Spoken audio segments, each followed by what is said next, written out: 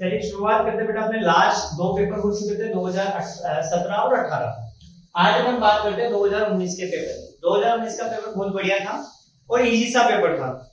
सबसे पहले अपन बात करते हैं क्वेश्चन नंबर 3। उसमें दो पार्ट दिए थे, ए और बी। तो पहले क्वेश्चन नंबर 3 के ए पॉइंट की बात करते हैं कि the payroll of pick and choose company give the following information. Number of employ at the beginning. क्या बोला है? नंबर ऑफ एम्प्लॉय दे रखा है एट द बिगिनिंग। बिगिनिंग मतलब शुरुआत में।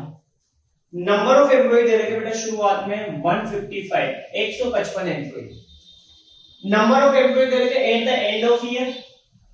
ये लीजिए साहब, number of employ at the end of year वो दे रखे 185। आगे नंबर ऑफ एम्प्लॉय रिजाइन।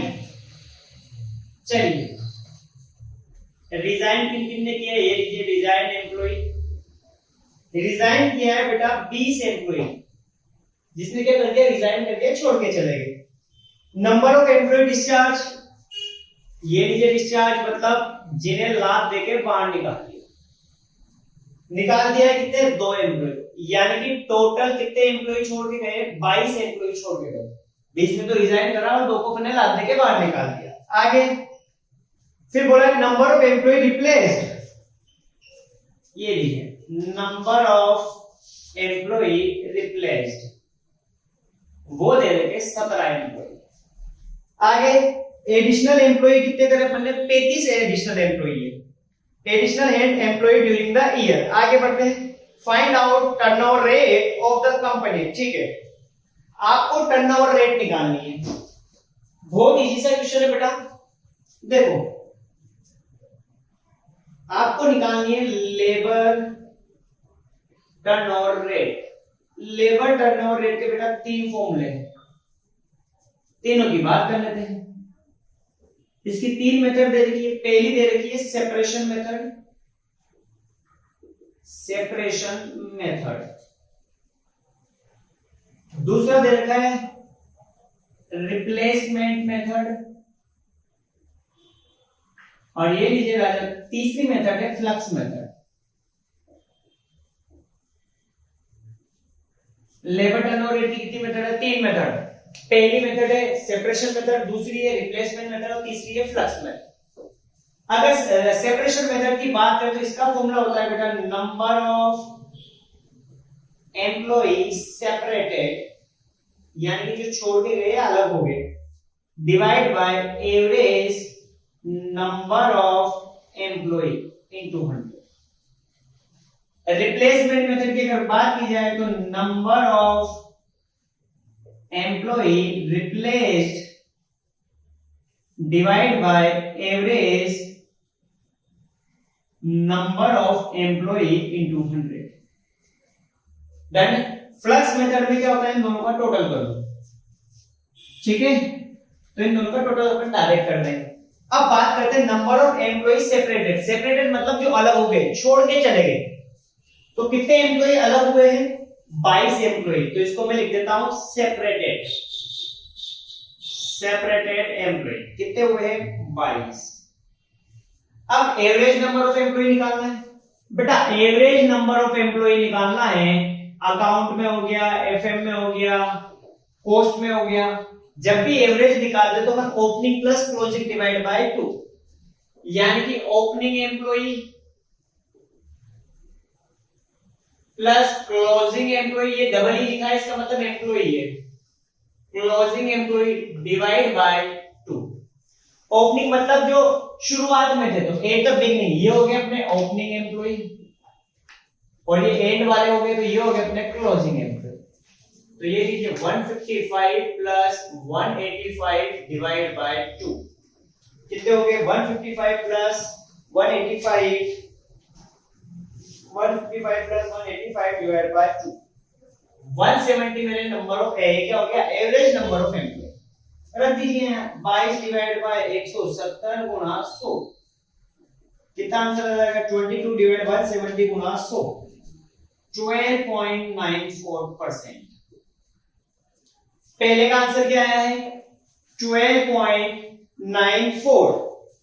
12.94 है तो इसको आप राउंड ऑफ में क्या कर सकते हो बेटा 13 कर सकते हो और 13%। अब बात करते हैं इसकी रिप्लेसमेंट मेथड की। तो नंबर ऑफ एम्प्लॉय रिप्लेस हुए 17 divide by average number of employ की अगर बात करें तो एवरेज नंबर ऑफ एम्प्लॉय अपना 170 into 100, तो ये आ गया बेटा 10%। डन। फ्लक्स में क्या इन दोनों को जोड़ दो, इसका आंसर था 13, इसका आंसर था 10, ये लीजिए 23%। ये फ्लक्स मेथड की लेबर टर्नओवर रेट है। पिक्चर आए समझ में? तीन मेथड है लेबर रेट टर्नओवर की। पहली मेथड है सेपरेटेड मेथड, सेपरेशन मेथड, दूसरी है रिप्लेसमेंट मेथड और तीसरी है फ्लक्स मेथड। बोलिए कोई दिक्कत इसमें? बड़े आगे चलिए आगे बात करते हैं। यानी कि ये ए पॉइंट था इसका क्वेश्चन नंबर 3 का, सिर्फ इतना सा पूछा था, कोई माथा बच्ची नहीं थी ज्यादा। एवरेज एम्प्लॉय निकाल लिया, opening plus closing divide by 2। जितने छोड़ के गए उनको बोलते हैं सेपरेट एम्प्लॉय, जितने रिप्लेस हुए हैं, रिप्लेस मतलब पुराने की जगह नए आए हैं, वो है 17 एम्प्लॉय। फिर क्या लगाया फॉर्मूला, सेपरेशन मेथड में नंबर ऑफ सेपरेटेड आ जाएगा, रिप्लेसमेंट में नंबर ऑफ रिप्लेस्ड आ जाएगा, फ्लक्स में दोनों का टोटल आ जाएगा। डन। चलिए इसका बी पार्ट क्या बोलता है क्वेश्चन नंबर 3 का। इसमें दो पार्ट थे ए और बी। बी पार्ट की बात करते हैं। क्या बोला है बी कि there were 8000 worker in a factory on 1 January 2018। Worker दे रखे तो नंबर ऑफ वर्कर, अब ये 1 जनवरी को दे रखे यानी कि ये ओपनिंग है। ये कितने दे रखे बेटा, वो दिए हुए तुम्हारे 8000 वर्कर है ये, यानी कि ये तो हो गए अपने ओपनिंग एम्प्लॉय या वर्कर। आगे new entrance in service during the year 400 employ. क्या बोले थे, नए एम्प्लॉय आए तो इन्हें बोलते हैं रिप्लेस्ड एम्प्लॉय, वो दे रखे 400, ये नए एम्प्लॉय आए। आगे लीवर वर 200, लीवर मतलब जो छोड़ के चले गए, ये लीजिए लीवर जो छोड़ के चला वो है 200 एम्प्लॉय। 400 रिप्लेस है और 200 क्या करके चले गए, छोड़ के चले गए। आपसे बोल रहा है कैलकुलेट करो लेबर टर्नओवर रेट, ठीक है साहब निकाल देंगे लेबर। समझना, रिप्लेस्ड एम्प्लॉय तो कितने दे रखे 400 एम्प्लॉय, तो नंबर ऑफ रिप्लेस तो यहां आ जाएगा। लीवर यानी जो छोड़ के चले गए, जो अलग हो गए, अलग हो गए मतलब सेपरेटेड, तो इसे बोलेंगे नंबर ऑफ सेपरेटेड एम्प्लॉय, जो छोड़ के चले गए। ये लेबर टर्नओवर रेट निकालते हैं राजा। 3 मेथड है बेटा। पहली मेथड है सेपरेशन मेथड, दूसरी मेथड है रिप्लेसमेंट मेथड,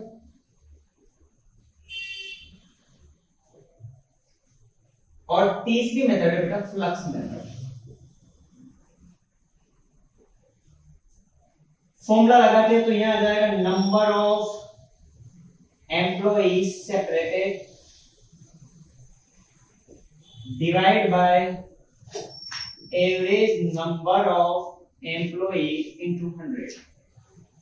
रिप्लेसमेंट की बात करें तो number of employee replaced divide by average number of employee और इनटू 100। फ्लक्स में दोनों का टोटल हो जाए। नंबर ऑफ सेपरेटेड, सेपरेटेड ये लीवर्स वो है 200 employ. Average number of employ निकाल लेंगे और इनटू 100। नंबर ऑफ रिप्लेस कितने दे रखे 400 एम्प्लॉय, तो 400 डिवाइड बाय और ये इनटू 100। डन। अब चलिए अपन एवरेज नंबर ऑफ एम्प्लॉय निकालते, कैसे निकलेंगे देखिए।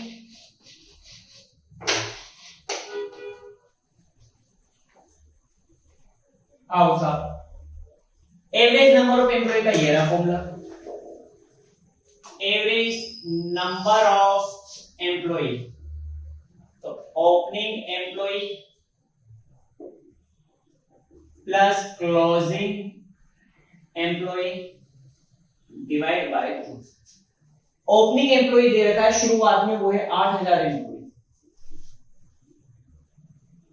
क्लोजिंग मुझे पता नहीं है, तो ये लीजिए साहब क्लोजिंग एम्प्लॉय निकाल लेते हैं, बहुत इजी। या employ at month end, opening employ कितने दे रखे थे बेटा? 8000 एम्प्लॉय।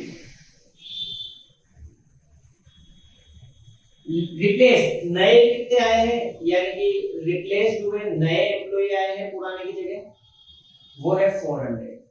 और लीवर जो छोड़ के चले गए वो कितने हैं? 200। यानी कि 8200 एम्प्लॉय बेटा वो मेरा आ गया क्लोजिंग एम्प्लॉय। पुट कर दीजिए, ये लीजिए 8200 डिवाइड बाय 2, तो कितना हो जाएगा? 8100। कितना हो जाएगा बेटा? 8100 एम्प्लॉय हो जाएगा। रख दे फॉर्मूले में, ये लीजिए साहब 8100 8100 करते हैं 100, तो 200 बटा 8100 गुणा 100 करते हैं, तो ये आ रहा है बेटा 2.46। इसको मैं ले लेता हूं राउंड ऑफ में 3%। आगे इधर बात करते हैं, तो 400 बटा 8100 इंटू 100, ये आ रहा है बेटा 4.93%। इसको अपन राउंड ऑफ में ले लेते हैं 5%। और फ्लक्स में क्या हो जाएगा? दोनों का टोटल, यानी कि 3% प्लस 5%, टोटल हो गया 8%। ये लीजिए, बहुत इजी क्वेश्चन पूछा था बेटा, कोई इतना दमदार क्वेश्चन नहीं पूछा था। अगर आपको थोड़ा सा भी ढंग से पढ़ा होगा लेबर, तो उसमें 3 मेथड दे रखी है और ज्यादा क्वेश्चन भी नहीं दे रखे, उसमें 3 या 4 ही क्वेश्चन दे रखे हैं। डन। आगे बढ़ते हैं क्वेश्चन नंबर 3 के बाद बेटा क्वेश्चन नंबर 5। क्वेश्चन नंबर जो 5 है वो बढ़िया क्वेश्चन है। देखते हैं क्वेश्चन नंबर 5 बोल के आ रहा है, एक बार पढ़िए, फिर बात करते हैं बेटा क्वेश्चन नंबर 5 की। क्वेश्चन नंबर 5 पढ़िए।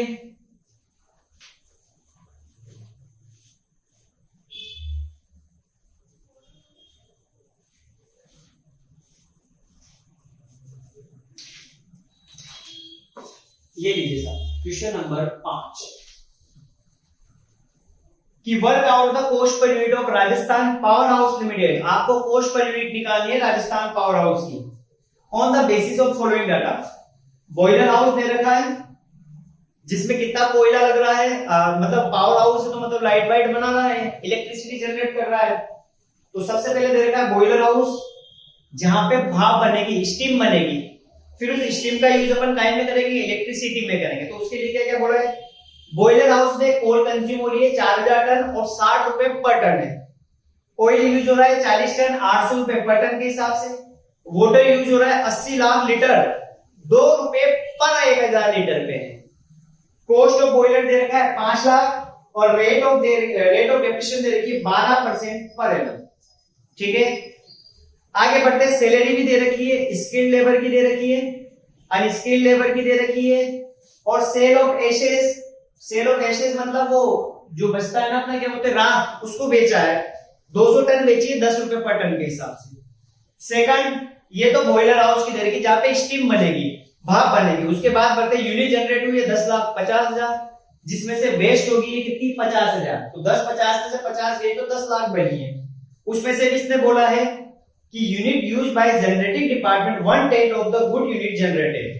क्या बोला है कि जितनी भी गुड्स यूनिट, गुड यूनिट थी मतलब सही यूनिट, तो 10-50 में से 50 गया तो 10 लाख यूनिट क्या है? मेरी गुड यूनिट यानी कि सही यूनिट है। उसका 1/10 तो वो खुद यूज करता है। ठीक है, जनरेटिंग डिपार्टमेंट तो बचा कितना? 9/10 बाहर वाले यूज करेंगे यानी कि अपन सेल करेंगे या बेचेंगे आगे। कॉस्ट ऑफ प्लांट दे रखा है यहाँ पे 10 लाख, डेप्रिसिएशन लगाना है 12% पर एनम। सैलरी दे रखी है 40 एम्प्लॉय की और 30 अनस्किल्ड पर्सन की। डिपार्टमेंट मैनेजर की 3000 रुपए पर मंथ सैलरी और अदर चार्जेस अपने 10,000 रुपए के।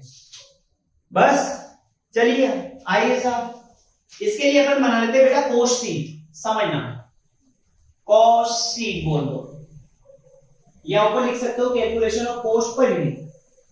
सबसे पहले बात करते हैं स्टीम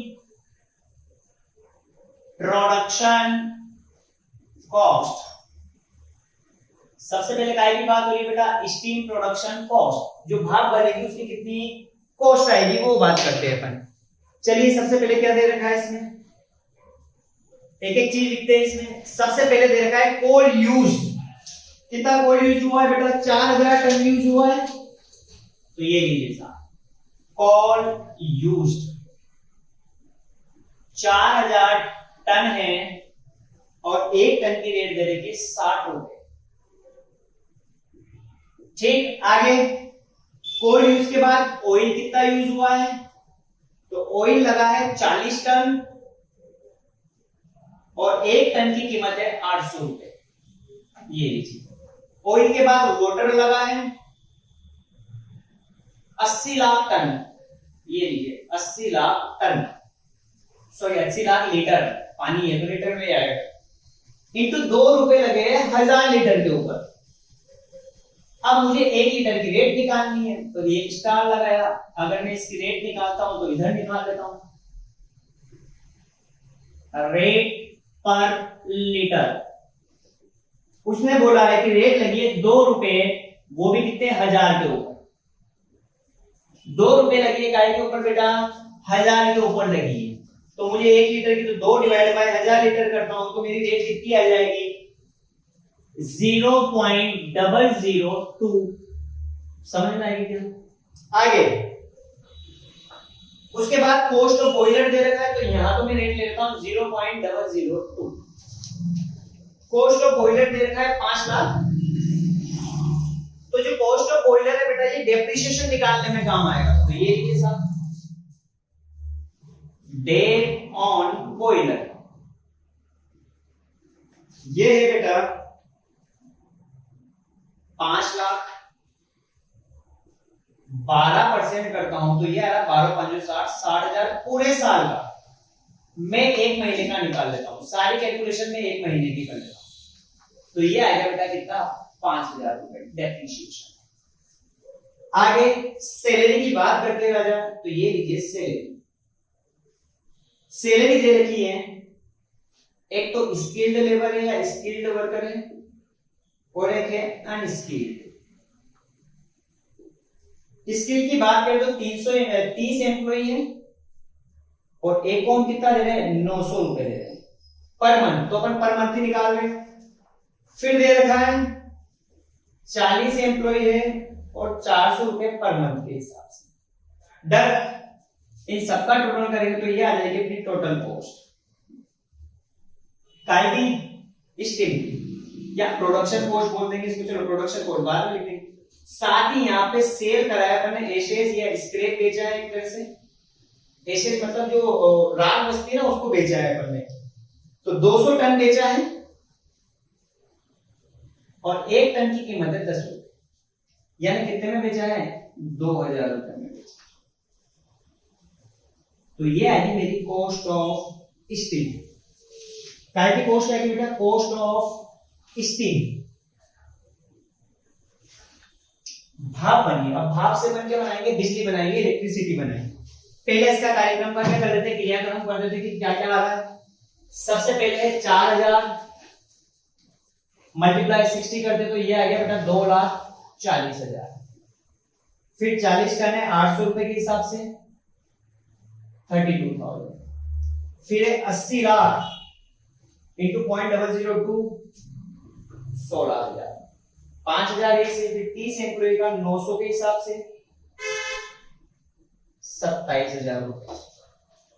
40 एम्प्लॉय का 400 के हिसाब से 16,000। टोटल करिए कितना, तो 2 40 32 16 5 27 16 3,36,000। उसमें से 2,000 घटाया तो 3,34,000। ये मेरी क्या आएगी, कॉस्ट ऑफ स्टीम आएगी। डन है, आगे बढ़ते हैं। अब कॉस्ट ऑफ स्टीम तो आएगी अपनी। अब अपन को क्या करना है, इलेक्ट्रिसिटी जनरेट करना है। तो ये लिखिए, इसी के नीचे मैं यहां लिख देता हूं,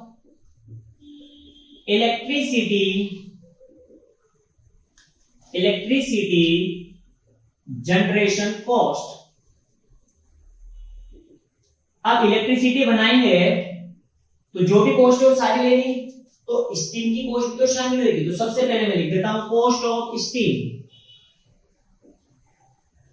वो दे रखी 3,34,000, 334,000।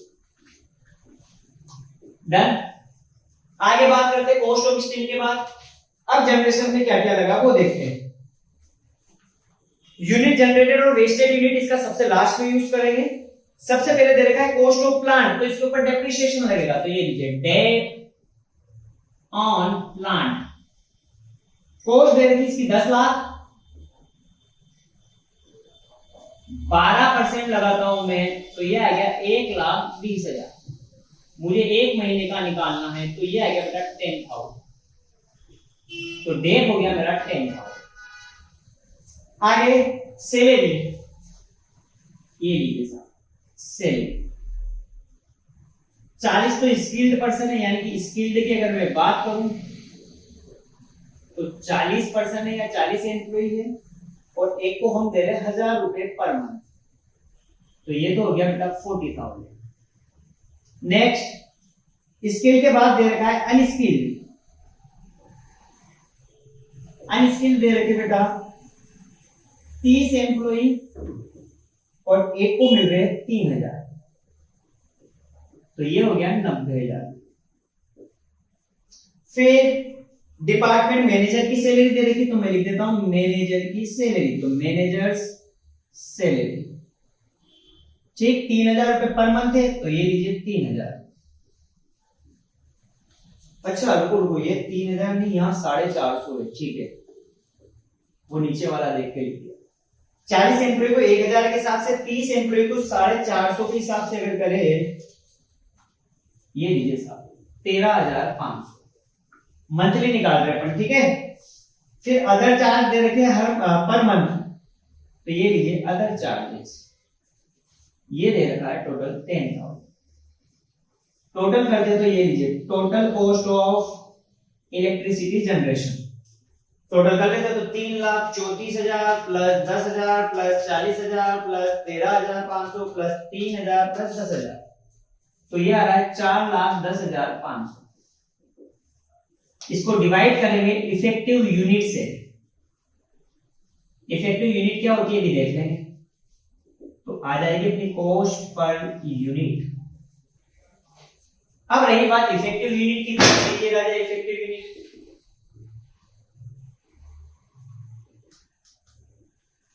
इफेक्टिव यूनिट सबसे पहले दे रखा था यूनिट जनरेटेड कितनी हुई है, तो यूनिट थी टोटल जनरेटेड 10,50,000, ये यूनिट है, जिसमें से वेस्टेज कितनी हुई है, वेस्टेज हुई है 50,000 यूनिट, बची कितनी है 10 लाख। उस 10 लाख में से भी बोला है कि 1/10 तो अपन काय में यूज कर रहे हैं, डिपार्टमेंट में खुद के लिए यूज हो रहा है, तो 1/10 part use by generating department, generating department total है 10 लाख बची है, इसे बोलते हैं बेटा गुड यूनिट। तो 10 लाख उसका 1/10 करते हैं, तो 1 लाख यूनिट तो खुद के लिए यूज हो रहा है, तो 10 में से 1 लाख गया, तो मेरी इफेक्टिव यूनिट कितनी बची है राजा बेटा, 9 लाख यूनिट बची। ये होगी अपनी इफेक्टिव यूनिट, तो ये लीजिए इफेक्टिव यूनिट है अपनी 9 लाख। तो कॉस्ट पर यूनिट की अगर बात करें तो 4,10,500 डिवाइड बाय 9 लाख, तो ये आ गया 0.456 पर यूनिट, या पर किलोवाट हाउस, किलोवाट भी लिख सकते हो आप, कोई दिक्कत। बेटा क्वेश्चन में जो आरबीटी में आंसर दे रखा है, तो मैं बता दूं इसमें क्या गलती करी कि एक तो जो डेप्रिसिएशन लगाया वो 12% लगा दिया, पूरे साल का लगा दिया, बाकी सारी कैलकुलेशंस ने मंथली करी, तो एक यहाँ 12 से डिवाइड करना भूल गया है, बाकी और कोई दिक्कत नहीं है, बाकी पूरा का पूरा सही है। इधर भी सेम, यहाँ पे जो डेप्रिसिएशन था इसने 9 महीने का ही लगाया है, मुझे मंथली निकालना है, मुझे क्या निकालना है बेटा, मंथली निकालना है। तो मेरी जो कॉस्ट थी वो 10 लाख थी, 10 लाख का अगर 12% करते हैं तो कितना आएगा, 10 लाख का 12% 1,20, इसने क्या करा 9 महीने का निकाल लिया, ठीक है, और वो भी कितना निकाला, सिर्फ 9,000 ही करा है, एक जीरो कम लगा है, पर यहाँ मंथली आएगा क्योंकि सारी कैलकुलेशन अपन मंथली करें। तो दूसरी गलती है। बाकी 40,000, 13,500, 3,000, 10,000 और कहीं मिस्टेक नहीं करिए। डन है। तो जो आरबीडी में आंसर दे रखा वो गलत है, ये अपना एकदम क्या है, करेक्ट आंसर दे रखा है। नोट डाउन करो 5वें क्वेश्चन के बाद, फिर आगे बढ़ते हैं। चलिए क्वेश्चन नंबर 6 बहुत इजी क्वेश्चन है, कॉन्ट्रैक्ट अकाउंट का क्वेश्चन है, और जो कॉन्ट्रैक्ट है वो भी इनकम्प्लीट कॉन्ट्रैक्ट, और बहुत इजी सा क्वेश्चन दिया है। देखो क्या दिया है, इतनी कोई भारी कैलकुलेशन नहीं है छठे क्वेश्चन में। इलेक्ट्रिसिटी वाला क्वेश्चन था ये, जो भी अपन ने किया, बढ़िया क्वेश्चन था, नया क्वेश्चन था। आइए साहब क्वेश्चन नंबर 6 कि from the following information given below relating to an unfinished contract, लिखा है अनफिनिश्ड यानी कि ये इनकम्प्लीट कॉन्ट्रैक्ट है। कौन सा कॉन्ट्रैक्ट है बेटा, इनकम्प्लीट कॉन्ट्रैक्ट, जिसको अनफिनिश्ड अभी कंप्लीट नहीं हुआ, हिंदी में बोलते अपूर्ण ठेके। आगे प्रिपेयर द कॉन्ट्रैक्ट अकाउंट, आपको 30 जून तक, ईयर एंड कब हो रहा है, 30 जून, आपको कॉन्ट्रैक्ट अकाउंट बनाना है। तो चलिए कॉन्ट्रैक्ट अकाउंट बहुत इजी है, अपन को पता चली गया इनकम्प्लीट है। इनकम्प्लीट कॉन्ट्रैक्ट की मैंने एक पहचान और बताई जब अपन ने क्लास पढ़ी थी। क्लास में पढ़ा था कि अगर क्वेश्चन में वर्क सर्टिफाइड और वर्क अनसर्टिफाइड दिया हुआ है तो समझना कॉन्ट्रैक्ट कौन सा है, इनकम्प्लीट। देखो क्वेश्चन में वर्क सर्टिफाइड दे रखा है, क्रेडिट साइड सबसे ऊपर वर्क सर्टिफाइड बाय आर्किटेक्ट और cost of work not certified. ठीक है, तो ये कॉन्ट्रैक्ट कौन सा हो गया, इनकम्प्लीट। तो ये लीजिए राजा, कॉन्ट्रैक्ट अकाउंट बनाते हैं अपन। पापा लिखा पर्टिकुलर अमाउंट, पर्टिकुलर, और ये अमाउंट, ये हो गया अपनी क्रेडिट साइड और ये हो गया राजा डेबिट साइड। ये लीजिए साहब, अब लिखते जाते। सबसे बोला है material send to site, material भेजा अपने पास, तो मटेरियल रिसीव्ड हुआ तो लिखा मटेरियल। मटेरियल दे रखा है बेटा कितना, 1,72,000। फिर दे रखा है labour engage on site, labour को वेजेस भी बोलते, तो ये लीजिए टू लेबर। खर्चा है, सारे खर्चे डेबिट साइड आएंगे, तो 1,40,000 की लेबर। उसके बाद दे रखा है प्लांट इशू टू साइट 1,60,000। और बेटा देखो सबसे लास्ट में दे रखा है क्रेडिट साइड डेप्रिसिएशन दे रखा है प्लांट में। जब क्वेश्चन में डेप्रिसिएशन दे रखा हो तो अपन डायरेक्ट डेप्रिसिएशन लिख देंगे प्लांट में, टू डेप्रिसिएशन। और जब डेप्रिसिएशन लिख दिया है 14,000, तो फिर प्लांट एट साइड ना तो ओपनिंग अमाउंट लिखना है ना ही क्लोजिंग अमाउंट लिखना है। ठीक है, आगे बढ़ते हैं। डायरेक्ट एक्सपेंसेस दे रखे, तो ये लीजिए साहब टू डायरेक्ट एक्सपेंसेस। ध्यान रहे जब भी क्वेश्चन में डेप्रिसिएशन दिया हो तो प्लांट लिखने की जरूरत नहीं है, फिर अपन डायरेक्ट डेप्रिसिएशन लिख देंगे। डायरेक्ट एक्सपेंसेस दे रखा है 5,000 रुपए। फिर एस्टेब्लिशमेंट चार्जेस दे रखे हैं, वो दिया हुआ है बेटा 8,000 रुपए। फिर मटेरियल रिटर्न किया है टू स्टोर, रिटर्न किया है, जब आया था तो इधर रिटर्न करेंगे, तो इधर तो लिखा बाय मटेरियल रिटर्न, ये करा है 1,200। आगे कॉन्ट्रैक्ट प्राइस दे रखी, तो कॉन्ट्रैक्ट प्राइस इनकम्प्लीट कॉन्ट्रैक्ट में, कॉन्ट्रैक्ट अकाउंट में नहीं आएगी। अगर ये कंप्लीट कॉन्ट्रैक्ट होता तो यहां आती बाय कॉन्ट्रैक्टी और अपन लिखते कॉन्ट्रैक्ट प्राइस। ठीक है, लेकिन ये कॉन्ट्रैक्ट कौन सा है, इनकम्प्लीट कॉन्ट्रैक्ट है, तो यहां कॉन्ट्रैक्ट प्राइस कहीं भी कॉन्ट्रैक्ट अकाउंट में नहीं आएगी। आगे बढ़ते हैं, वर्क सर्टिफाइड, तो लिखते हैं यहां by WIP, work in progress, इसमें आता है तो work certified WC। Work certified दे रखा है 3,80,000 रुपए। और वर्क अनसर्टिफाइड WUC वो दे रखा है 14,400। तो टोटल आ जाएगा इसका 394,400, ये WIP। आगे वेजेस अक्रूड, बेटा वेजेस अक्रूड इधर आएंगे, ये लीजिए वेजेस अक्रूड। वेजेस अक्रूड मतलब आउटस्टैंडिंग वेजेस बोल दो आप इसको अपन क्या बोल सकते हैं, आउटस्टैंडिंग, जो बकाया है वो दे रखे बेटा 600। फिर कैश रिसीव दे रखा है, चलो दो चीज और दे रखी थी, तो सीपी दे रखा था, कॉन्ट्रैक्ट प्राइस दे रखी थी बेटा 10 लाख रुपए की। एक कैश रिसीव दे रखा है, तो ये लीजिए कैश रिसीव्ड, वो दे रखा है 3,23,000। डन। आगे डेप्रिसिएशन अपन ने ऑलरेडी लिख दिया है। चलिए ये लो साहब, कॉन्ट्रैक्ट अकाउंट हो गया खत्म, कुछ ज्यादा बड़ा नहीं है। अब इसमें क्या कैलकुलेशन करनी है वो देखते हैं। सबसे पहले क्रेडिट साइड का टोटल लगाते हैं। जो बैलेंसिंग फिगर से निकलेगा उसे बोला जाता है टू नोशनल प्रॉफिट, काल्पनिक नाम। ये बैलेंसिंग फिगर से निकलेगा। देखिए कितना निकलेगा, क्रेडिट साइड का टोटल करते राजा, 1200, 380 प्लस 14, 400, 395,600। इधर भी आना चाहिए 395,600। 395,600 में सारा घटा दो तो प्रॉफिट आ जाएगा, तो 172,000, 140, 14,000, 5,000, 8,000 और ये लीजिए 600, 56,000 है। ये लीजिए 56,000 अपना क्या आ गया बेटा, नोशनल प्रॉफिट आ गया 56,000।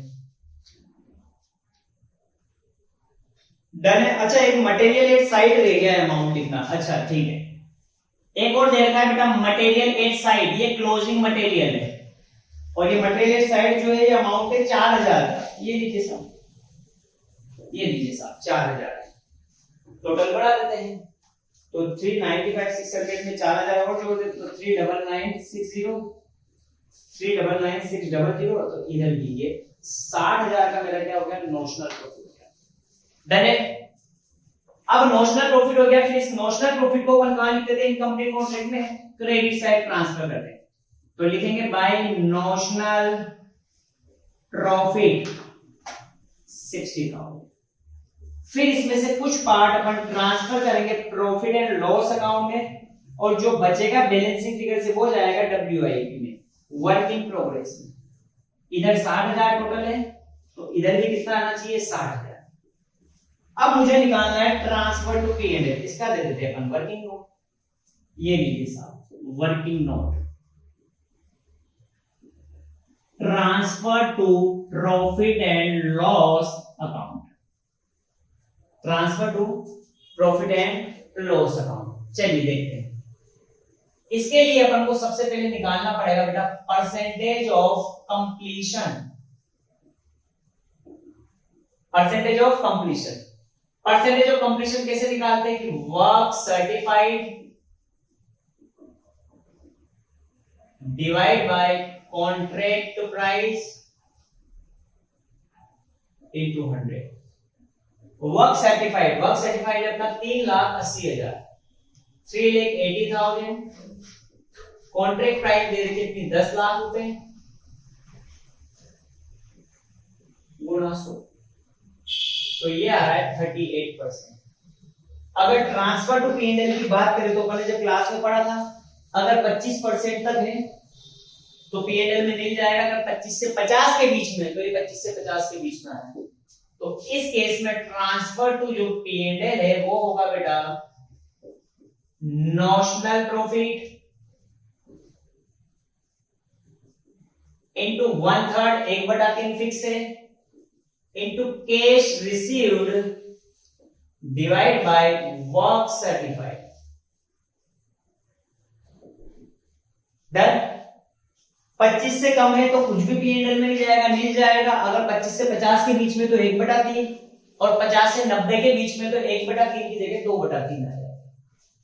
चलिए नोशनल प्रॉफिट अपना है 60,000, 1/3 कैश रिसीव कितना है, 3,23,000 डिवाइड बाय वर्क सर्टिफाइड, तो वर्क सर्टिफाइड अपना 3,80,000।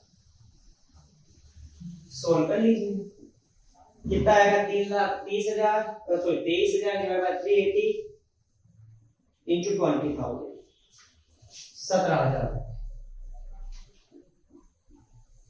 ये लीजिए साहब P&L में लिख दिया, करने कितने 17 है। 60 में से 17 गया तो माइनस कर दीजिए, 43,000 WIP में चला जाएगा, वर्क इन प्रोग्रेस। ये लीजिए साहब, ये कॉन्ट्रैक्ट अकाउंट का क्या था, क्वेश्चन था और बहुत इजी क्वेश्चन पूछा है। ऐसी उम्मीद नहीं थी नोएडा यूनिवर्सिटी से कितना इजी क्वेश्चन पूछेगी। नोट डाउन करो छठा क्वेश्चन। चलिए नेक्स्ट बात करते हैं बेटा क्वेश्चन नंबर 8। क्वेश्चन नंबर 8 जो बेटा स्टैंडर्ड कॉस्टिंग का पूछा है। क्या पूछा है? कैलकुलेट करना है labour cost variance, labour rate variance, labour efficiency variance, labour mix variance और labour ideal time variance from the following data. Standard भी दे रखा और एक्चुअल। बेटा यहाँ पे वर्कमैन दो दे रखे, वर्कमैन ए और वर्कमैन बी, यानी कि जो ये केस है ये डबल लेबर का केस है। अगर सिंगल लेबर यूज होता तो अपन सिंगल वाला यूज करते हैं, यहाँ पे है डबल लेबर वाला। तो आइए साहब अपनी टेबल जमाते हैं। तो ये लीजिए स्टैंडर्ड, ये लीजिए साहब एक्चुअल। वर्कमैन है या एम्प्लॉय बोल दो, स्टैंडर्ड हावर है, स्टैंडर्ड रेट, एक्चुअल हार, एक्चुअल रेट, ठीक। और इधर आ जाएगा रिवाइज्ड एक्चुअल हार। आगे बढ़ते हैं। वर्कमैन ए के दे रखे हैं, यानी कि वर्कमैन ए है और वर्कमैन बी। स्टैंडर्ड आवर की बात करें तो वर्कमैन ए में 20 है और बी में भी 20, यानी कि टोटल 40 आवर है। रेट दे रखी है 3 रुपए और 7 रुपए। एक्चुअल आवर दे रखे इसमें 30 और 25 और रेट दे रखी है 4 और 6। आगे आरबीडी में क्विज प्रिंट बेटा एक लाइन ही लिखी है वहां पे उन्होंने, तो बोला है कि मैं वो लाइन पढ़ता कि for actual production 3 hour were lost on account of machine breakdown. क्या बोला कि जब एक्चुअल प्रोडक्शन हुआ तो उसमें मशीन ब्रेकडाउन की वजह से 3 घंटे अपने क्या हो गए, वेस्ट हो गए। वेस्ट हो गए मतलब आइडियल टाइम। आइडियल टाइम होता क्या है, देखो दो चीज समझते हैं। यहां आएगा एक्चुअल हावर वर्क और मैं लिख रहा हूं इधर एक्चुअल हावर पेड, ए और बी। और ये जो लेबर आइडियल टाइम दे रखा है बेटा 3 घंटे का, वो ऊपर वाले जो स्टैंडर्ड आवर है एक्चुअल आवर 30 और 25 उसमें इंक्लूड है, यानी कि एक्चुअल आवर पेड है 30 आवर और 25, 30 और कितना है 25 है। अब एक्चुअल आवर वर्क क्या होता है और एक्चुअल आवर पेड क्या होता है? मान लो आप कहीं जॉब कर रहे हो, रात की जॉब का टाइम है 8 घंटे का, 8 घंटे में से 1 घंटे आपने लंच किया है और 1 घंटे गपशप कर ली, यानी कि आपने एक्चुअल में काम करा है 6 घंटे, 2 घंटे आपने वेस्ट किए। जो वेस्ट किए उसे बोलते हैं आइडियल टाइम, ठीक। लेकिन आपको पेमेंट कितने घंटे के हिसाब से मिलेगी? 8 घंटे के हिसाब से। यानी कि एक्चुअल आवर पेड का मतलब होता है actual our worked plus ideal time. ये अब एक्चुअल आवर पेड लिखा है, यहां जो आएगा वो आएगा एक्चुअल आवर वर्क। वो बोल रहा है कि 3 घंटे ए ने वेस्ट किए और 3 घंटे किसने करे? बी ने वेस्ट किए। तो कितना बचा? 27 हार और इधर कितने बचे? 22 घंटे। ये जो वाले घंटे दे रखे हैं इन्हें बोला जाएगा एक्चुअल आवर पेड। ये हो गया अपना आइडियल टाइम और ये हो गया अपने एक्चुअल आवर वर्क। तो वर्क कितने हैं? 27 और 22, टोटल कितना हो गया? 49। रिवाइज एक्चुअल आवर निकालना है तो ये 49 एज इट इज इधर लिखा।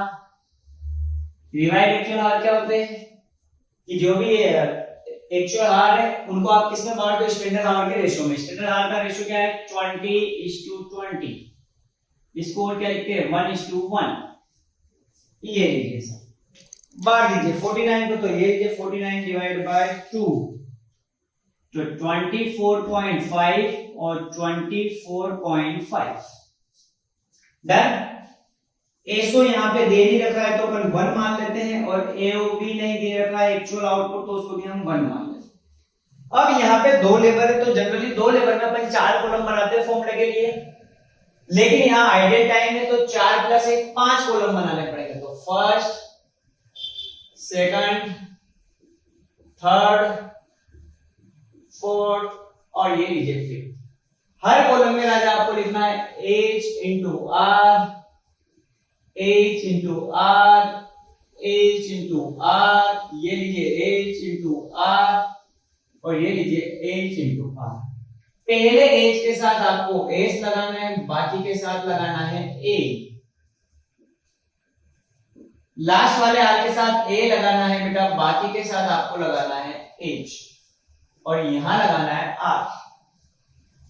अब समझना, अपन चलेंगे इस तरीके से, तो P P W W, तो यहां लिखा P P W और ये W, यानी कि एक्चुअल आवर पेड आएंगे इधर, यहां भी पेड, यहाँ एक्चुअल आवर वर्क आएगा, यहाँ डिवाइड एक्चुअल आवर वर्क जो ये दे रखा है, डिवाइड एक्चुअल आवर वर्क लिख लीजिए। ए है वर्कमैन और एक है बी, ए में स्टैंडर्ड आवर रेट है 20, बी में भी 20। स्टैंडर्ड रेट की बात करें तो 3 और 7 देगा, तो ये तो हो गया अपना 200। रिवाइज एक्चुअल हार वर्क की बात करें तो 24.5 है, इधर भी 24.5, स्टैंडर्ड रेट दे रखा है 3 और ये लीजिए 7। आगे एक्चुअल हार वर्क तो दे रखे 27 और 22, 27 ये लीजिए 22, स्टैंडर्ड रेट वही दे रखी 3 और 7। आगे बढ़ते हैं एक्चुअल हार पेड, तो एक्चुअल हार पेड ये रहे 30 और 25, 30 हार और 25 हार, स्टैंडर्ड रेट है वही 37, वो इधर भी 30 और 25, एक्चुअल रेट है वो इधर भी 4 और ये लीजिए 6। गुणा भाग करके इनका कर लीजिए, टोटल तो करते हैं 24.5 into 3, 24.5 into 7, तो ये आ गया 245। 27 into 3, 22 into 7, तो ये आ गया बेटा 235। 30 into 3, 25 into 7, तो ये आ गया अपना 500। 30 into 4, 25 into 6, ये आ गया बेटा 27। डन है। 30 into 3 सही तो किया है, बोलो ये लीजिए, हाँ सही है। अच्छा 265 आ रहा है, एक बार और देखना। 30 into 3, 25 into 7, 265 है, ठीक। चलिए इन दोनों का जो डिफरेंस होता है उसे बोलते हैं लेबर रेट वेरिएंस, इन दोनों का जो डिफरेंस होता है उसे बोलते हैं लेबर आइडियल टाइम वेरिएंस, इन दोनों का जो डिफरेंस है उसे बोला जाएगा लेबर मिक्स वेरिएंस, इन दोनों का जो डिफरेंस है उसे बोला जाएगा लेबर सब एफिशिएंसी वेरिएंस। वैसे क्वेश्चन में सब एफिशिएंसी पूछा है, और फर्स्ट और थर्ड का जो डिफरेंस है उसे बोला जाएगा लेबर एफिशिएंसी वेरिएंस, और फर्स्ट और लास्ट का जो डिफरेंस है बेटा उसे बोला जाएगा लेबर कॉस्ट वेरिएंस। आइए एक एक चीज निकालते जो इसने पूछा है, बस सब एफिशिएंसी नहीं पूछा, बाकी सारी चीजें पूछी है। तो ये सबसे पहले labour cost variance, labour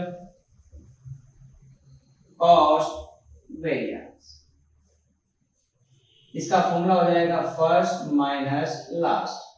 first का टोटल है 200, लास्ट का है 270, तो 200 में 70 गया तो माइनस का 70, तो बेटा माइनस का साइन नहीं लगाना है, माइनस की जगह पर ब्रैकेट में लिखेंगे ए बोले तो एडवर्स, और अगर प्लस में आएगा तो अपन लिखेंगे एफ, ए बोले तो फेवरेबल। ये लेबर कॉस्ट वेरिएंस हो गया। सब एफिशिएंसी उसने पूछा नहीं, अगर पूछता तो फर्स्ट माइनस सेकंड हो जाता। लेबर मिक्स पूछा है तो ये लीजिए एलएमवी, लेबर मिक्स वेरिएंस, तो लेबर मिक्स वेरिएंस इधर इन दोनों का डिफरेंस यानी कि सेकंड माइनस थर्ड। सेकंड का टोटल है 245, थर्ड का टोटल है 235, तो 245 में 235 प्लस का आ रहा है 10, तो ये एफ फेवरेबल। लेबर मिक्स के बाद है लेबर आइडियल टाइम, तो ये लीजिए third, labour ideal time variance.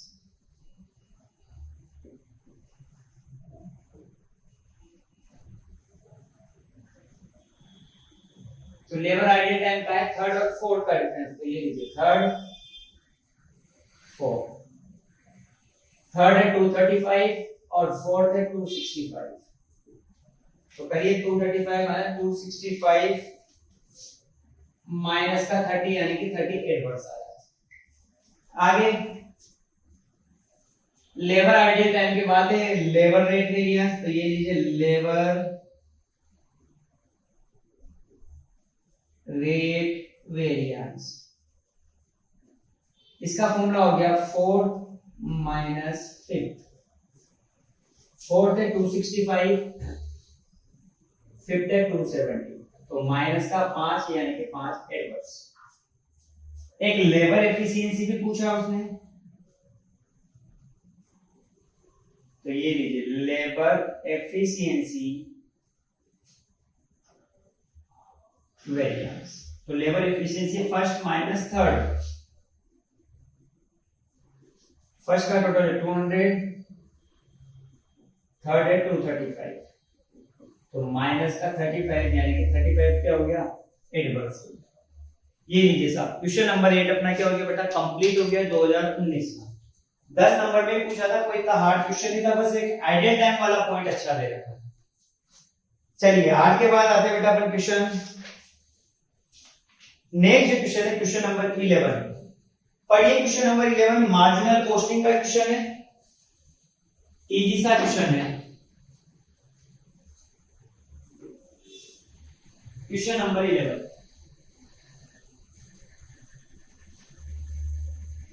पढ़िए इजी सा क्वेश्चन है, ब्रेक इवन पॉइंट वाला चैप्टर है ना मार्जिनल कॉस्टिंग, उसी का है। एफएम में भी पढ़ा था चैप्टर अपन ने। ये लीजिए साहब question number 11, the following data are available, period first और सेकंड की सेल और प्रॉफिट दे रखा है। तो ये लीजिए साहब, ये पीरियड फर्स्ट हो गया और ये पीरियड सेकंड हो गया।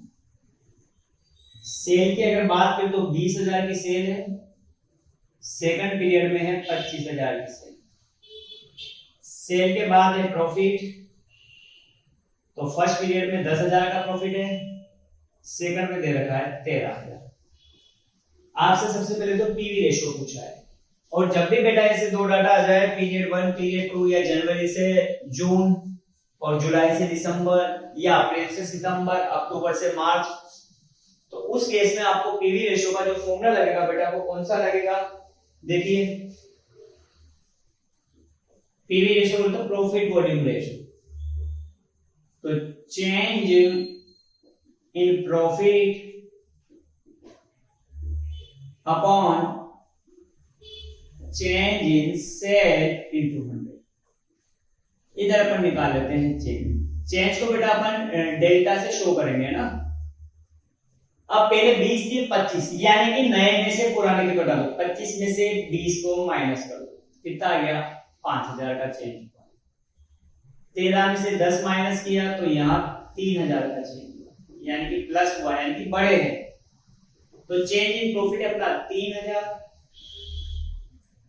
डिवाइड बाय चेंज इन जो सेल है वो है 5,000 गुणा 100, तो ये आएगा बेटा अपना पीवी रेशियो 60%। करो दिक्कत इसमें नहीं तो बढ़ते हैं आगे, क्या बोल रहा है देखो। आगे इसने बोला है कि आपको प्रॉफिट निकालना है व्हेन सेल आर 12,000, सेल ले रखी बेटा 12,000, ठीक, और आपको बोला गया इसने क्या निकालना है, सेल है 12,000, आपको निकालना है प्रॉफिट। डन है? चलिए सेल ले रखी है, प्रॉफिट निकालना है, तो जो फॉर्मूला होता है प्रॉफिट का क्या फॉर्मूला होगा बेटा, sale into PV ratio minus fixed cost. Sale ले रखी है 12,000, पीवी रेशियो 60% है, फिक्स कॉस्ट पता नहीं है, तो ये लीजिए साहब फिक्स कॉस्ट। अब बेटा फिक्स कॉस्ट तो हमेशा फिक्स रहेगी, चाहे तुम पीरियड 1 का निकालो या सेकंड का निकालो। फिक्स कॉस्ट का जो फॉर्मूला होगा वो हो जाएगा सेल, इसी से बना है, ये फिक्स कॉस्ट इधर चला गया, प्रॉफिट इधर आ गया, तो sale into PV ratio minus profit. Period 1 से निकाल के देखते तो पीरियड 1 में सेल दे रखी है 20,000, पीवी रेशियो 60%, और पीरियड 1 का ही प्रॉफिट लेना है वो है 10,000। तो ये हो गया कितना 12,000 माइनस 10,000, 2,000 का अपना क्या हो गया बेटा फिक्स कॉस्ट हो गया। तुम पीरियड सेकंड से करोगे तो भी आंसर 2000 ही आएगा। देखो करके देख लो। सेल तो पीरियड सेकंड की सेल है 25,000 इंटू पीवी रेशियो है 60% और जो प्रॉफिट है वो है 13,000। तो कितना आ जाएगा? 25,000 का 60% बोले तो 15,000 और माइनस 13,000, ये लीजिए साहब 2,000। तो ये लीजिए साहब फिक्स कॉस्ट कितनी होगी? 2,000। कितना हो जाएगा? 7,200 माइनस 2,000। तो जो आपका आंसर आएगा बेटा प्रॉफिट वो आएगा 5,200। अगर हम 12,000 रुपए की सेल करते हैं तो प्रॉफिट कितना आएगा? 5,200 रुपए। चलिए आगे बढ़ते हैं। इसमें जो है बेटा आंसर गलत दे रखा है। इसने 12,000 का 60% किया तो 72,000 है, जबकि वो 72,000 की वो 7,200 है। ठीक, आगे बढ़ते हैं। सेल निकालो, अगर प्रॉफिट कितना कमाना है? 16,000। तो ये लीजिए साहब, आपको सेल फाइंड आउट करनी है। डिजायर्ड प्रॉफिट, जो प्रॉफिट गिवन उसे बोलते हैं डिजायर्ड प्रॉफिट, यानी कि मुझे इतना कमाना है। तो प्रॉफिट दे रखा है 16। आपको सेल फाइंड आउट करनी है, तो ये लीजिए साहब sale fix cost plus desired profit, ये डीपी को क्या बोलते हैं? Desired profit, divide by PV ratio और मल्टीप्लाई बाय 100। फिक्स कॉस्ट की अगर बात करें तो 2,000 फिक्स कॉस्ट, डिजायर्ड प्रॉफिट की बात करें तो वो 16,000 है, पीवी रेशियो 60% है। ये तो कितना हो जाएगा? 18,000 डिवाइड बाय 60%, 30,000 रुपए की अपनी क्या होगी? सेल। अगर मैं 30,000 की सेल करूंगा तो मुझे प्रॉफिट कितना होगा बेटा? 16,000 का क्या होगा? प्रॉफिट होगा। डन। तो ये लीजिए राजा क्वेश्चन नंबर 11, बहुत इजी क्वेश्चन पूछा था। नेक्स्ट आता है क्वेश्चन नंबर 12 की, और जो सेक्शन सी में पूछा था 20 मार्क्स में। एक बार पढ़िए फिर बात करते हैं क्वेश्चन नंबर 12 की।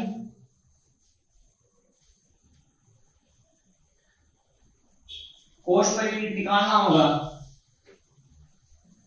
पढ़िए 12वां।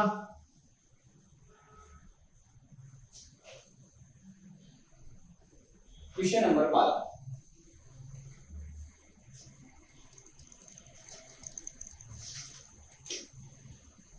क्वेश्चन नंबर 12 जो दे रखा बेटा, इसमें भी कुछ मिसप्रिंट है, तो मैं आपको भी बता देता हूं इसमें क्या गड़बड़ है।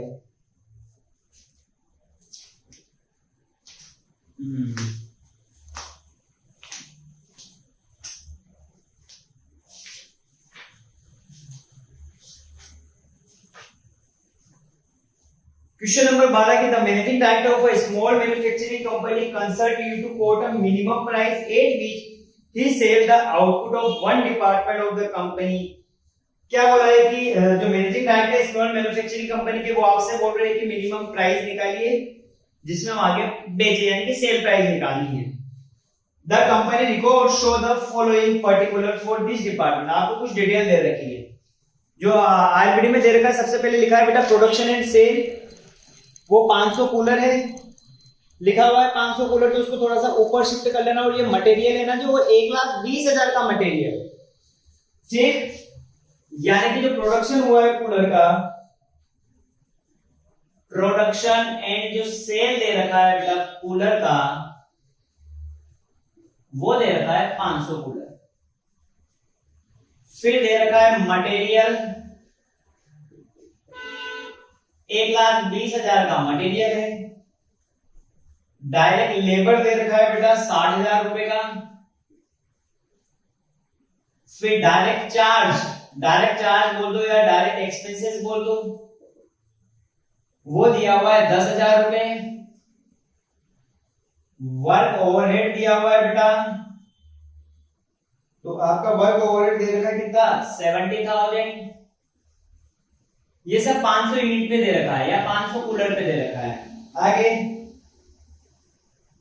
ऑफिस ओवरहेड जो दे रखा है, वो दे रखा है 28,000। फिर सेलिंग ओवरहेड दे रखा है, सेलिंग ओवरहेड कितना दे रखा है बेटा 32,000, और जो प्रॉफिट है वो दे रखा है 48,000। तो इस तरीके की डिटेल है जो थोड़ी सी मिसप्रिंट है उसमें, वो देख लेना है। तो ये सारी डिटेल दे रखी है। आगे बोला है you ascertain that 50% of work overhead, क्या बोला है ये ना वर्क ओवरहेड, उसने बोला है कि इसका 50%, तो 50% कितना हो गया 70,000 का 33,000। तो ये बोला कि जो ये 33,000 है ये फ्लक्चुएट है direct with the production. Fluctuate है मतलब का इसका मतलब क्या हुआ है, ये चेंज होएगा किससे, प्रोडक्शन से, यानी कि ये वेरिएबल है। वर्क ओवरहेड में आधा वेरिएबल है और बचा कितना आधा 50%, यानी कि 33,000 वो अपना क्या हो गया फिक्स्ड हो गया। ये आगे 60% of selling overhead fluctuate with sale, ये रहा सेलिंग ओवरहेड। सेलिंग ओवरहेड की अगर बात करें तो उसने बोला है कि इसका 60% जो है वो तो अपना क्या है वेरिएबल है, बचा जो क्या 40% जो रहेगा बेटा वो रहेगा अपना फिक्स्ड। आगे it is anticipated that the department would produce 2,500 unit पर annum। आपको 2,500 यूनिट बनानी है। अब 2,500 की न्यू यूनिट बनानी है, अपन को न्यू यूनिट कितनी बनानी है बेटा, ये लीजिए 2,500 न्यू यूनिट करनी है अपन को 2,500, यानी कि 2,500 का अपन को कॉस्ट पर यूनिट निकालना है, या 2,500 कूलर का ऑर्डर है। आगे बढ़ते इसमें क्या बोला है, the direct labour charge per unit will be reduced by 20%। क्या बोला है कि जो डायरेक्ट लेबर का चार्ज है वो पर यूनिट कम होएगा 20% से। आगे while fixed work overhead, fixed वो भी कौन से वर्क ओवरहेड, ये वर्क ओवरहेड उसमें भी फिक्स्ड वाले, उसके लिए बोला उसने कि वो इंक्रीज होएगा 30,000 से। तो ठीक है साहब, ये 30,000 से बढ़ाना है। आगे ऑफिस ओवरहेड, ये लीजिए साहब ऑफिस ओवरहेड, ऑफिस ओवरहेड के लिए क्या बोल रहा है, एंड फिक्स्ड सेलिंग ओवरहेड। बेटा ऑफिस ओवरहेड के लिए यहां कुछ नहीं बोला है उसने कि फ्लक्चुएटिंग है या वेरिएबल या कुछ, तो अपन इसको फिक्स्ड मानेंगे, जनरल इसको हम फिक्स्ड ही मानते, तो ये लीजिए फिक्स्ड एक्सपेंसेस। अब वो ये बोल रहा है कि जो ऑफिस ओवरहेड है और फिक्स्ड सेलिंग ओवरहेड, यानी कि तो ऑफिस ओवरहेड और fixed selling overhead are to show an increase 25% each. दोनों कितने परसेंट बढ़ेंगे, 25% बढ़ेंगे। डन। आपको कॉस्ट पर यूनिट निकालनी है, साहब निकाल लेंगे, कोई दम है नहीं, क्वेश्चन में भी करते हैं। चलिए साहब इधर करता हूं, इधर अपन वर्किंग नोट दे देंगे इस वाले question, calculation of total cost and cost per unit. एक तो टोटल कॉस्ट निकालनी है आपको, ये क्या निकालनी है बेटा, कॉस्ट पर यूनिट निकालनी है। आइए साहब देखते हैं। सबसे पहले तो लिखेंगे पर्टिकुलर, फिर ले लेते हैं टोटल कॉस्ट, और एक कॉलम बना लेते हैं कॉस्ट पर यूनिट। ये जो बना रहे हैं अपन बेटा 2,500 यूनिट का बना रहे हैं। कितने यूनिट का बना रहे हैं बेटा, 2,500। पूरी कॉस्ट शीट बनानी है। कॉस्ट शीट मतलब पहले डायरेक्ट मटेरियल वेरिएबल होता है, ये डायरेक्ट मटेरियल, डायरेक्ट मटेरियल दे रखा है 1,20,000, डायरेक्ट मटेरियल में कोई चेंज नहीं है, पर वेरिएबल है तो ये लीजिए जो 1,20,000 दिया हुआ है ये दे रखा है 500 यूनिट या 500 कूलर पे, मुझे निकालना है 2,500 कूलर पे। ये तो 1,20,000 डिवाइड बाय 500 गुणा 2,500, तो ये हो गया बेटा 6 लाख। कितना हो गया ये, 6 लाख हो गया। डन। आगे डायरेक्ट मटेरियल के बाद है डायरेक्ट लेबर।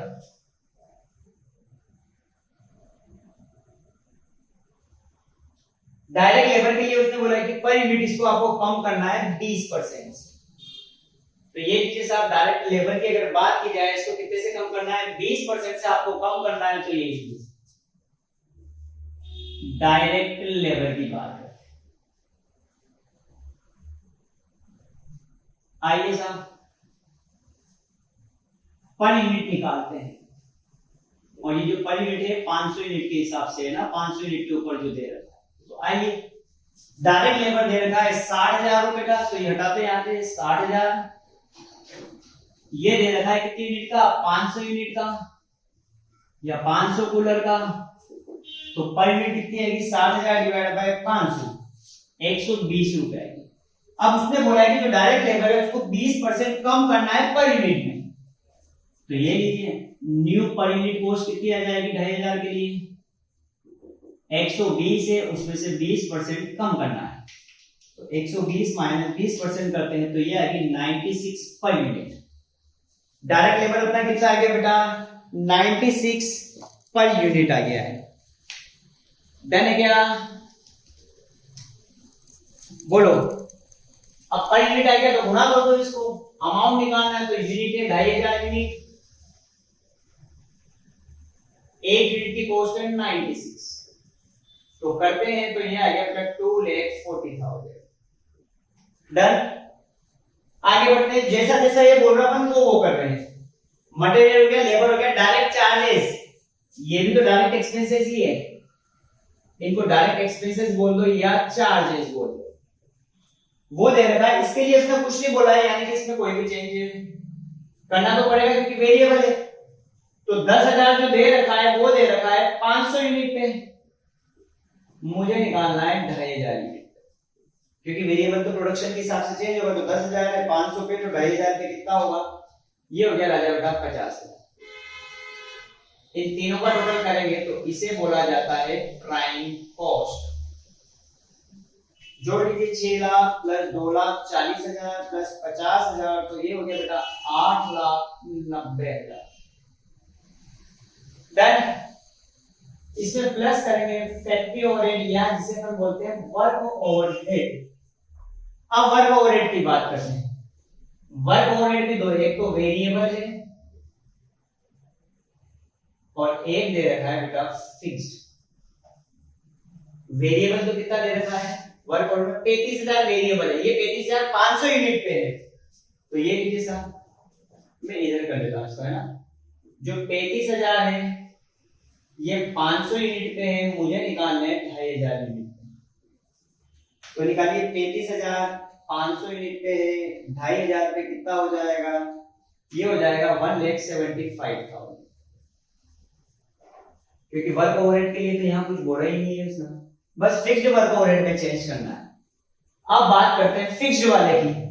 तो फिक्स्ड वाले कितने 35, और बोला है कि ओवरहेड में कितने बढ़ाना है, 30,000 बढ़ाना है। तो ये लीजिए साहब फिक्स्ड वाला कितना हो जाएगा, 35,000 तो ऑलरेडी है, उसमें 30,000 रुपए बढ़ाने हैं। तो ये लीजिएगा, ये हो गया अपना 65,000। इनका टोटल करेंगे तो इसे बोलते हैं वर्क कॉस्ट या प्रोडक्शन कॉस्ट। वर्क कॉस्ट या फिर फैक्ट्री कॉस्ट, प्रोडक्शन कॉस्ट नहीं बोलेंगे, ठीक है। 175 प्लस 65 करते हैं तो ये आ गया बेटा 11,30,000। डन। वर्क ओवरहेड का काम हो गया। अब बात करते हैं ऑफिस ओवरहेड। तो ये लीजिए साहब,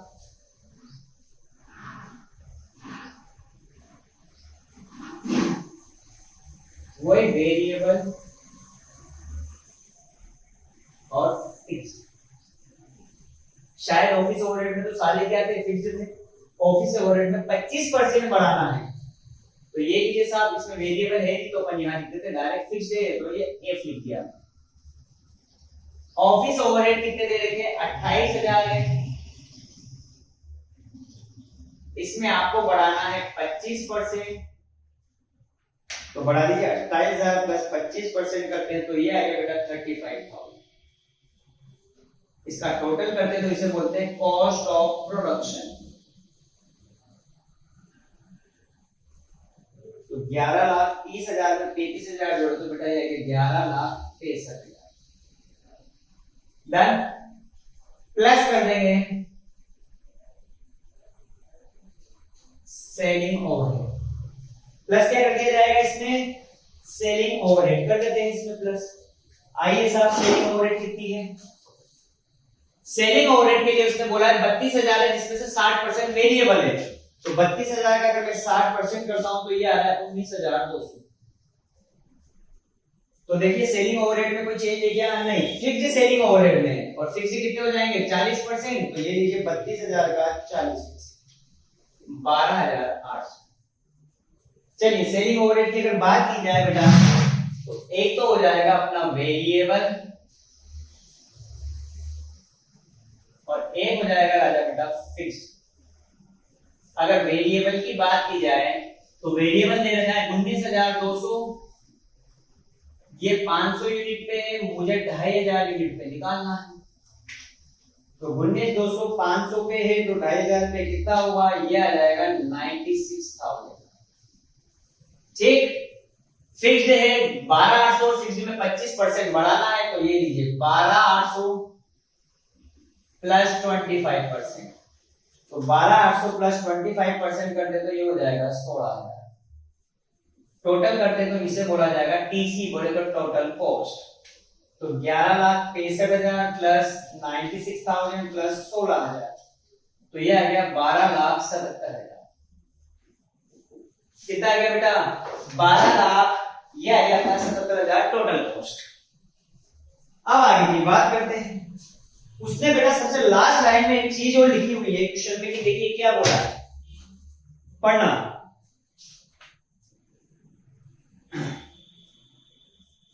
लाइन कहां गई, कहां गई?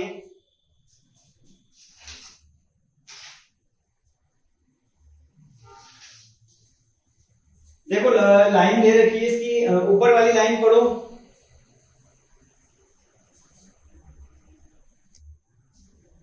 देखो क्वेश्चन में सबसे लास्ट लाइन में ये बोला कि prepare a statement for submission to the manager of the concern if the same percentage of profit is desired as in the last year. जो पुराने टाइम पे प्रॉफिट था, जो रेट था, वही इस बार पे प्रॉफिट होना चाहिए।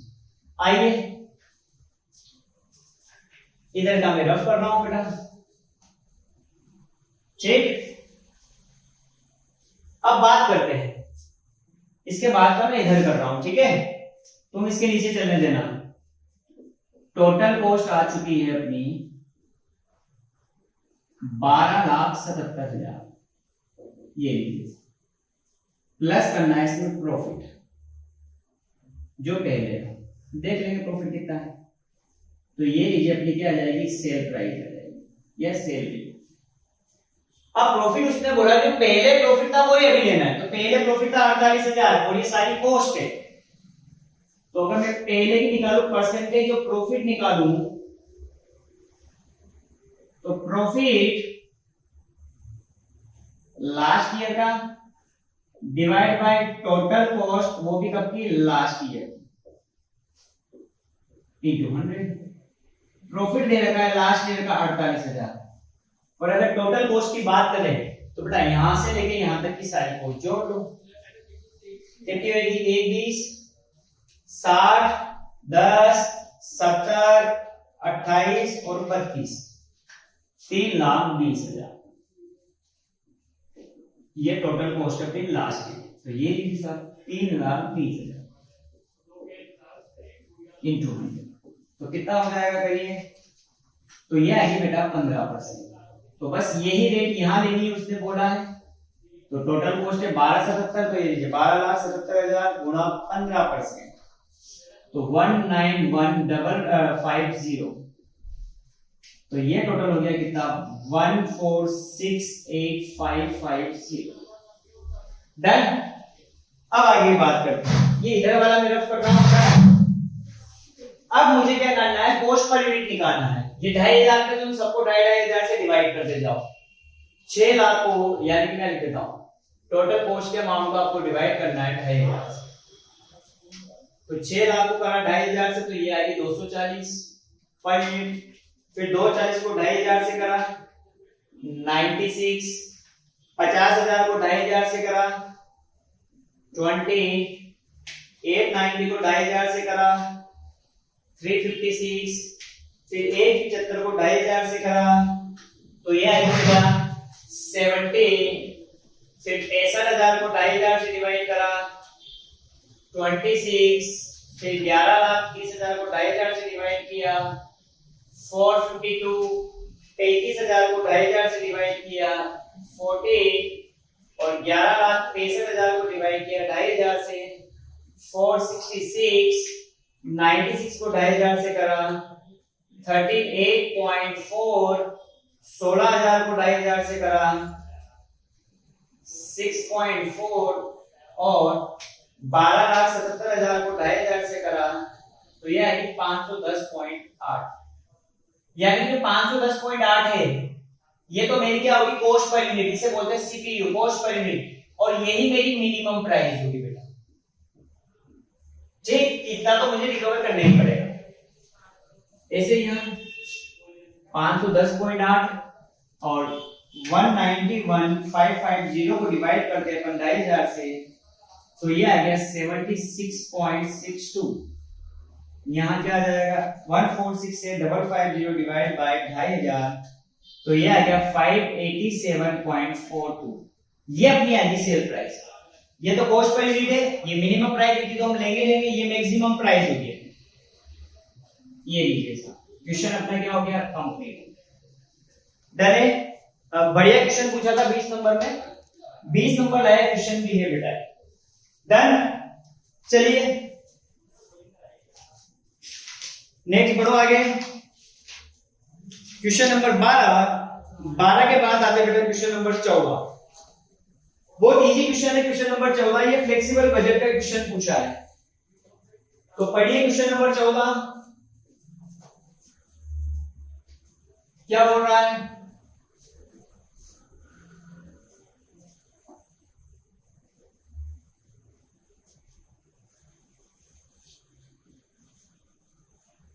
पढ़िएगा क्वेश्चन नंबर 14।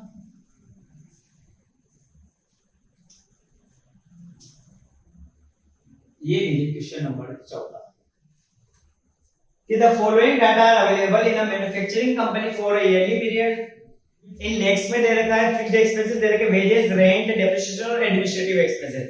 सेमी वेरिएबल दे रखे 50% की कैपेसिटी पे maintenance, repair, indirect labour, sale, department salary और सन्ड्री एडमिनिस्ट्रेटिव एक्सपेंसेस। वेरिएबल भी दे रखे 50% पे मटेरियल, लेबर और other expenses. Assume that the fixed expense remain constant for all level of production। बोला है कि fixed expenses सभी लेवल पे क्या होगा, एक जैसा ही रहेगा। सेमी वेरिएबल एक्सपेंसेस के लिए बोला है, तो ये लीजिए मैं सेमी वेरिएबल की बात कर लेता हूं। ये लीजिए सेमी वेरिएबल, वो बोल रहा है कि सेमी वेरिएबल कांस्टेंट रहेंगे 45% से 65% के बीच में, नो चेंज, यानी जो दे रखा है वो यूज करना है। फिर बोला है 65 से 80 के बीच में आपको 10% बढ़ाना है और 80% से 100% के बीच में आपको 20% बढ़ाना है। आगे बोलोगे सेल दे रखा है वेरियस लेवल पे 50% पे, 100 है, 60% पे भी है, 75% पे, 90 पे और 100 पे। प्रिपेयर फ्लेक्सिबल बजट बनाना है 75%, 90% और 100% का। तो ये लीजिए साहब, इजी सा क्वेश्चन है। फ्लेक्सिबल बजट जो गिवन है यानी कि 50% का दे रखा है, एक तो वो बना लीजिए, एक उसने बोला है 75% का बनाना है, एक 90% पे बनाना है और एक आपको बनाना है 100%। ये लो साहब, इधर आ जाएगा अपना पार्टिकुलर। सबसे पहले उसने फिक्स्ड एक्सपेंसेस दे रखे, तो ये लीजिए साहब, पहले अपन फिक्स्ड एक्सपेंसेस लिख देते हैं।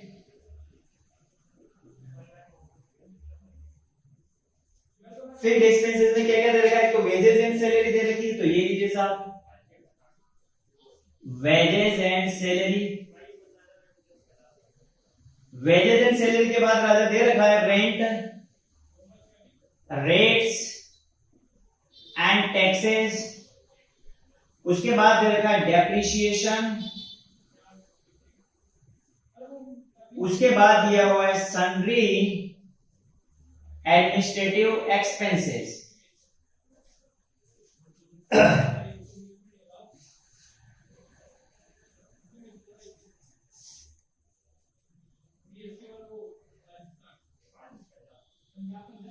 चलिए, wages and salary in lakhs में दे रखा है बेटा अमाउंट, तो ऊपर लिख दे इन लैक्स। बोला है फिक्स्ड एक्सपेंसेस में कोई चेंज नहीं करना है, तो 9.5 लाख दे रखा है, तो यही आ जाएगा 9.5, 9.5, 9.5 और 9.5। फिर रेंट में 6.6 है, तो ये लीजिए 6.6, 6.6, 6.6 और ये लीजिए 6.6। फिर दे रखा है डेप्रिसिएशन 7.4, 7.4, 7.4 और ये लीजिए 7.4। फिर दे रखा है 6.5, 6.5, 6.5 और ये लीजिए 6.5। ये लीजिए साहब, ये तो अपने क्या हो गए फिक्स्ड एक्सपेंसेस, इसको अपन ने नाम दे दिया टोटल ए। डन है, इसको अपन ने क्या नाम दे दिया बेटा, टोटल ए। फिक्स्ड एक्सपेंसेस के बाद जो दिए हुए बेटा वो दे रखे सेमी वेरिएबल एक्सपेंसेस, तो ये लीजिए साहब सेमी वेरिएबल एक्सपेंसेस, ये दे रखे 50% के, क्या दे रखा है मेंटेनेंस एंड रिपेयर का खर्चा दे रखा है। फिर दे रखा है इनडायरेक्ट लेबर,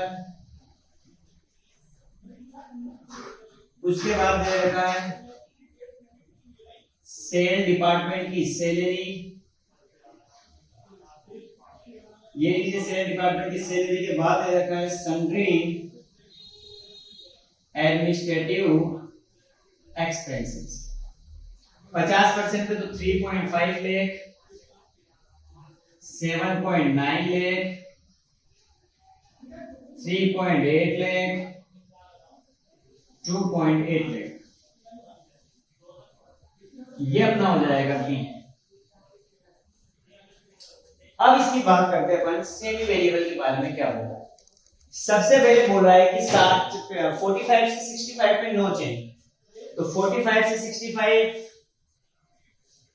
बस ये 50 ही है, ठीक है।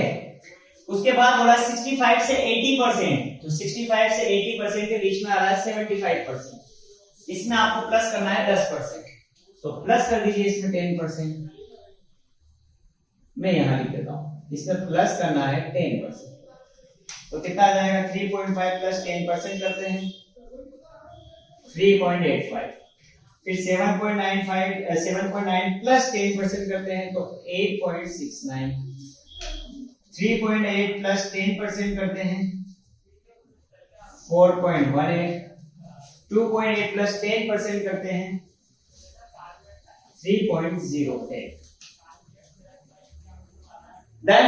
आगे 80 से 100 के बीच में 20% बना, मतलब इन दोनों में आपको कितना इंक्रीज करना है 20%, तो इसी के करना है क्योंकि बेस तो यही है अपना, इन दोनों में आपको प्लस करना है 20%, तो वही 3.5 में 3.5 प्लस 20% करते हैं तो ये आ गया 4.2 और इधर भी 4.2, 7.9 प्लस 20% करते हैं 9.48, 9.48, 3.8 में 20% प्लस करते हैं 4.56, 4.56, 2.8 में 20% प्लस करते हैं 3.36, 3.36।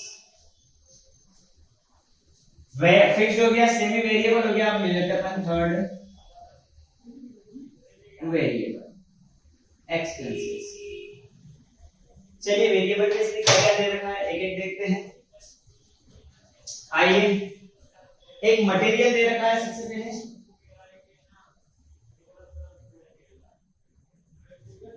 मटेरियल दे रखा है 21.7 50% पे, लेबर दे रखा है 20.4 और एक दे रखा है अदर एक्सपेंसेस, वो दे रखा है 7.9, ये सी का टोटल। डन। अब देखिए बेटा वेरिएबल को अपन कैसे निकालते हैं, जैसे मुझे ये वाला निकालना है, ठीक है, ये वाला अमाउंट, तो 21.7 ये कितने परसेंट पे दे रखा है? 50 पे। मुझे निकालना किस पे? 75। अगर 80 पे 90 पे निकालना है तो यहाँ 75 की जगह 90 आ जाएगा, और 100 पे निकालना होगा तो क्या आ जाएगा? 100 आ जाएगा। तो चलिए करो 21.7 50 पे है, 75 की अगर बात करें तो यह आ जाए 32.55। 90 पे निकालना है तो यह आ जाएगा 39.06, और 100 पे निकालना है तो यह आ जाएगा 43.4। सेम लेवल में करना 20.4, ये 50 पे है तो 75 पे ये कितना होगा? 30.6। फिर 90 पे ये कितना होगा? 36.72, और 100 पे कितना होगा? 40.8। सेम ये अदर एक्सपेंसेस 7.9 50 पे है, 75 पे कितना होगा? 11.85। 90 पे कितना होगा? 14.22, और 100 पे कितना होगा? 15.8। सबका टोटल लगा लीजिए। तो 9.5 6.6 7.4 6.5 30। तो ये तो फिक्स्ड में तो कोई चेंज हुआ नहीं। नेक्स्ट टोटल 3.5 7.9 3.8 2.8 18 3.85 8.69 4.18 3.08 19.8 4.2 9.48 4.56 3.36 21.6, और इधर भी 21.6, क्योंकि दोनों ही सेम है। वेरिएबल की बात है 21.7 20.4 7.9 15 32.55 30.6 11.85 75 39.06 फिर 36.72 14.22 9, और इधर 100 हो जाएगा।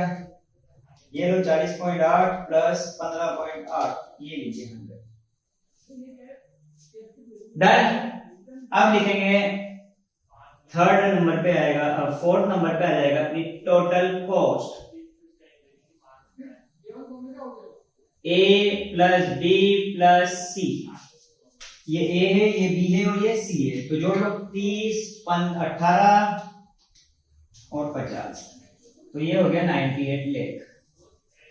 इधर 30 90.8 प्लस 75 124.8 30 21.6 प्लस 9 141.6 30 21.6 और 100 151.6। ये टोटल कॉस्ट आ गई। यहीं पे लिख लीजिए सेल। बेटा सेल भी उसने क्वेश्चन में दे रखी है। देखो सेल कितनी दे रखी थी? 50% लेवल पे दे रखी है 100 लेख, तो ये लीजिए 100, क्योंकि ऊपर ऊपर ने इन लेख लिखा हुआ है। 60 कर बनाया नहीं, 75 पे दे रखी है 150, 90 पे दे रखी है 180, और 100 पे दे रखी है 200। प्रॉफिट निकाल लीजिए, ये लीजिए प्रॉफिट, क्योंकि सेल दे रखी है तो प्रॉफिट भी निकाल दो। तो क्या फॉर्मूला हो जाएगा? फिफ्थ में से थर्ड घटा दो, तो फिफ्थ में से फोर्थ घटा दो। फिफ्थ में से अगर फोर्थ घटा दे तो 100 में से 98 गया, तो यहाँ आएगा 2 लाख का प्रॉफिट। 150 में से 124.8 घटाएंगे तो 25.2 का प्रॉफिट। 180 में से 141.6 घटाएंगे 38.4। 200 में से 151.6 घटाएंगे 48.4। ये लीजिए साहब, जो क्वेश्चन नंबर 14 पूछा था, इजी सा क्वेश्चन था, ठीक है। तो ये हो गया कंप्लीट। डन है। नेक्स्ट क्वेश्चन नंबर 14 के बाद आइए बेटा क्वेश्चन नंबर 15। क्या बोल? चलिए नेक्स्ट क्वेश्चन नंबर 15 का ए पार्ट इजी से पूछा है। क्वेश्चन नंबर 15 वापस से मार्जिनल कॉस्टिंग का पूछा था। मार्जिनल कॉस्टिंग के दो क्वेश्चन हो गए, 20 नंबर में भी पूछा और 10 नंबर में भी पूछ लिया उसने। यानी कि 2019 का जो पेपर था उसमें मार्जिनल कॉस्टिंग 30 नंबर की थी।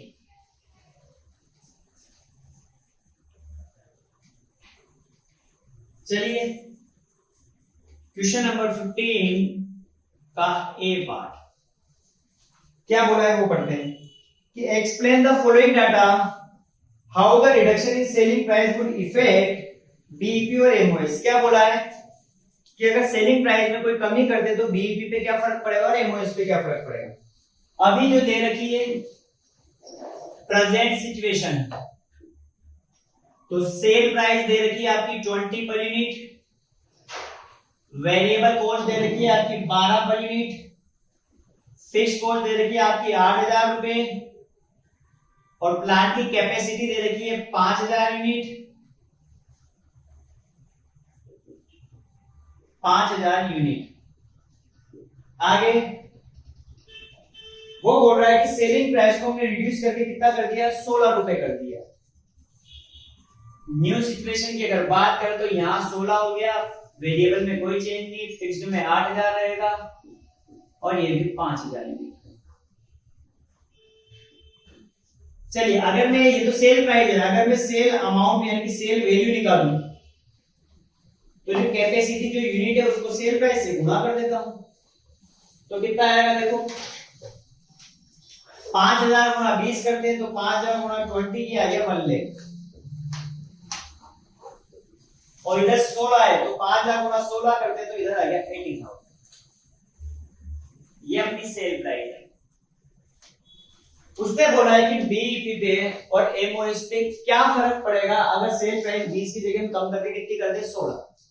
तो चलिए सबसे पहले बेटा अपन निकालेंगे पीवी रेशियो। सबसे पहले क्या निकालेंगे, प्रॉफिट वॉल्यूम रेशियो।